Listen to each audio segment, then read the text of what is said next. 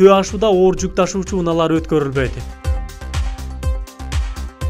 Бишкек Ошуна жолундагы Төө ашуусунда чиркегичи бар оор жүк ташуучу унааларга чектөө киргизилди. Транспорт жана жолдор министрлиги кабарлагандай, учурда Төө ашууда жааган кардын калыңдыгы 10 сантиметрге чейин. Өкмөт катышуусунда кардын калыңдыгы 12-13 сантиметр болсо, ала белде 6-7 сантиметрди түзөт. Төө ашууда тиешелүү адистер жолго кум, туз сеп, жолду тазалоодо.